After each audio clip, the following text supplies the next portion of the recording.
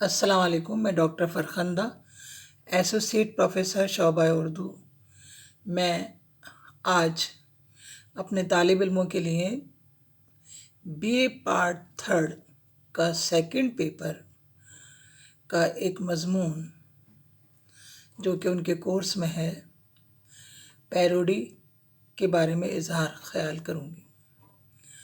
Parody اصل وطن اس کا یونان ہے، اور یہ یونانی لفظ ہے جو پیرا اور اوٹ کی آمیزش سے بنا ہے۔ جیسے آپ نے پولیٹیکل سائنس میں اور اس میں پڑھا ہوگا کہ ڈیموکریسی یونانی لفظ ہے، ڈیمو پلس کریٹ اس سے مل کر بنا ہے۔ اسی طریقے سے پیروڈی جو ہے وہ یونانی لفظ ہے جو پیرا پلس اوٹ کی آمیزش سے بنا ہے۔ پہلے زمانے میں جنگ کے دوران جوابی حملہ اور جنگ کے بعد جوابی نغمہ ہوتا تھا۔ یہ جوابی نغمہ ہی اس وقت پیروڈی سمجھا جاتا تھا۔ ہیومر کی نظموں کی پیروڈی ہیوناکس نے کی تھی۔ یہ اسی قسم کا جوابی نغمہ تھا۔ ہیوناکس نے ہیومر کا انداز بیان کر کے مینڈکوں اور چوہوں کی جنگ لکھی۔ اس نظم میں دونوں طرف کے سپاہیوں کے مکالمے اور کارنامے مبالغے سے بیان کیے گئے ہیں۔ مبالغہ کہتے ہیں جھوٹ کو، یعنی اس میں جب کسی کی پیروڈی کرتے ہیں، مذاق اڑاتے ہیں، تو اس کے اندر مبالغہ آرائی بہت زیادہ پائی جاتی ہے۔ پیروڈی کسی مشہور نظم یا نثر کے پیکر کا عکس ہوتی ہے۔ پیروڈی میں کسی نظم یا نثر کو مزاحیہ انداز سے تبدیلی کے ساتھ پیش کیا جاتا ہے۔ یعنی پیروڈی کسی مشہور، یعنی کوئی مشہور شاعر ہے، اس کی مشہور نظم ہے یا مشہور غزل ہے یا مشہور نثر کا کوئی پیراگراف ہے، اس کو مزاحیہ انداز میں تبدیل کر کے پیش کیا جاتا ہے، اسے پیروڈی کہا جاتا ہے۔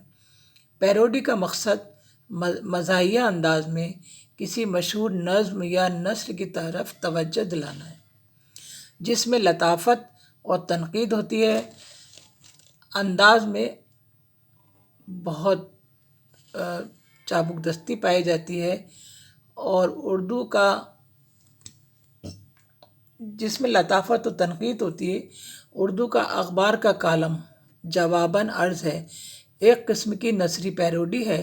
پیروڈی میں صرف ہجو یا تضحیک نہیں ہوتے، یعنی ہم کسی کا مذاق نہیں اڑاتے، بلکہ شوخی اور شگفتگی ہوتی ہے، طنز و ظرافت ہوتی ہے۔ دراصل پیروڈی ادبی توازن کا نام ہے۔ یعنی یہ نہیں کہ ہم کسی کی برائی کر رہے ہیں یا کسی کا مذاق اڑا رہے ہیں، نہیں، یہ بلکہ اس میں شگفتگی اور شوخی ہوتی ہے، اور اس میں ایک طنز و ظرافت ہوتی ہے۔ اردو میں شاید ہی کوئی بڑا شاعر ہو جس کی پیروڈی نہ لکھی گئی ہو۔ پیروڈی کے لیے خاصی شرط یہ ہے کہ نظم یا نثر کی پیروڈی کی جائے، وہ اتنی مشہور و مقبول ہو کہ پیروڈی پڑھتے وقت فوراً اس کی اصل ذہن میں آ جائے۔ یعنی پیروڈی نگار شاعر کی روح تک پہنچ جائے۔ نثر کی پیروڈی نظم کی پیروڈی سے مشکل ہے۔ تربھون ناتھ ہجر اردو کا سب سے پہلا پیروڈی نگار ہے۔ تربھون ناتھ ہجر غالب کی جس غزل کی پیروڈی اس نے کی ہے وہ بہت مشہور غزل ہے۔ غالب کا ایک شعر ہے، پھر کچھ اس دل کو بے قراری ہے، پھر کچھ اس دل کو بے قراری ہے، سینہ جویائے زخم کاری ہے۔ اس کی پیروڈی کریے تربھون ناتھ ہجر نے۔ ایک مہینے سے چپ کے بیٹھے ہیں، ایک مہینے سے چپ کے بیٹھے ہیں، واہ کیا واقعہ نگاری ہے، واہ کیا واقعہ نگاری ہے۔ کیا کریں اب بیچارے اپرینٹس، کیا کریں اب بیچارے اپرینٹس، رات دن شغل آہوزاری ہے، رات دن شغل آہوزاری ہے۔ ہائے تخفیف اور ٹیکس کے بیچ، ہائے تخفیف اور ٹیکس کے بیچ، رو چکے سب اب ہماری باری ہے، رو چکے سب اب ہماری باری ہے۔ پیروڈی کی بھی کئی قسمیں ہوتی ہیں. پیروڈی نگار،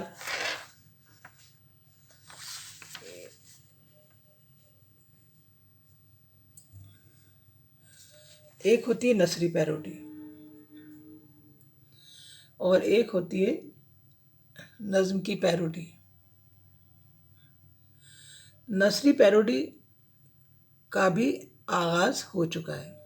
ابھی ہم نے آپ کے سامنے نظم کی پیروڈی یا غزل کی پیروڈی پڑھی ہے. اب یہ ہے نثر کی پیروڈی. نثری پیروڈی کا آغاز بھی ہو چکا ہے. مولانا محمد حسین آزاد کی مشہور تصنیف آب حیات کی پیروڈی طغرل خان نے کی ہے. آپ نے پڑھا ہوگا آب حیات میں اردو ادب کی پہلی مستند تاریخی کتاب ہے جس میں شاعروں کے اشعار اور ان کے حلیے بیان کیے گئے ہیں. اس کی پیروڈی کی گئی ہے. پیروڈی میں کچھ مزاح نگاروں کے اہم نام ہیں.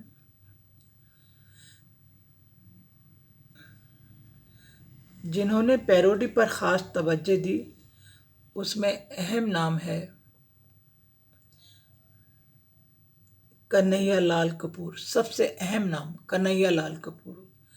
انہوں نے نثری پیروڈی اور موضوعاتی پیروڈی دونوں لکھی ہیں.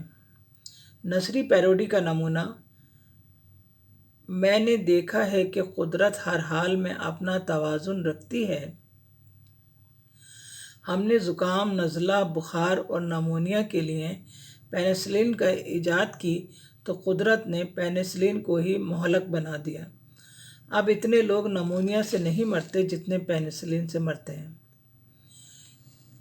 پیروڈی نگاری میں ایک اور اہم نام ہے قاضی غلام محمد. قاضی غلام محمد ایک خوش مزاج انسان ہیں اور انہوں نے اختر شیرانی کی کئی نظموں کی پیروڈی کی ہے. اختر شیرانی کے بارے میں آپ کو معلوم ہے کہ اختر شیرانی ٹونک کے تھے اور رومانویت پسند شاعر تھے. ان کی بہت ساری نظمیں مشہور ہیں جن کی پیروڈی قاضی غلام محمد نے کی ہے. ان کی ایک نظم ہے او دیس سے آنے والے بتا. او دیس سے آنے والے بتا، کیا اب بھی وہاں ہر گنجا سر اسکالر سمجھا جاتا ہے؟ کیا اب بھی وہاں ہر گنجا سر اسکالر سمجھا جاتا ہے؟ کیا اب بھی وہاں کا ہر ایم اے کیا اب بھی وہاں کا ہر ایم اے غالب پر کچھ فرماتا ہے؟ اور جہل کی عظمت میں کھو کر، جہل مانے جہالت، اور جہل کی عظمت میں کھو کر اقبال سے بھی ٹکراتا ہے. کیا اب بھی وہاں کا ہر ایم اے غالب پر کچھ فرماتا ہے اور جہل کی عظمت میں کھو کر اقبال سے بھی ٹکراتا ہے. ان کی ایک شاہکار پیروڈی نظم پیر و مرید کی بھی سمجھی جاتی ہے. وہ بھی قاضی غلام محمد نے لکھی ہے، مرید ہندی. یہ اصل اس کا متن یہ ہے: ذو فگن ہے دوست کا حسن و جمال، کس طرح دیکھوں اسے روز وصال. یہ جو اصلی شعر ہے وہ یہ ہے: ذو فگن ہے دوست کا حسن و جمال، کس طرح دیکھوں اسے روز وصال. اس کی پیروڈی اس طریقے سے کی ہے انہوں نے: درس عبرت لے کلیم اللہ سے، درس عبرت لے کلیم اللہ سے، دوست کو گاگل لگا کے دیکھ لیں. دوست کو گاگل لگا کے چشمہ لگا کے دیکھ لیں. اب اس کا بقیہ حصہ ہم اگلے لیکچر میں پیش کریں گے. اللہ حافظ.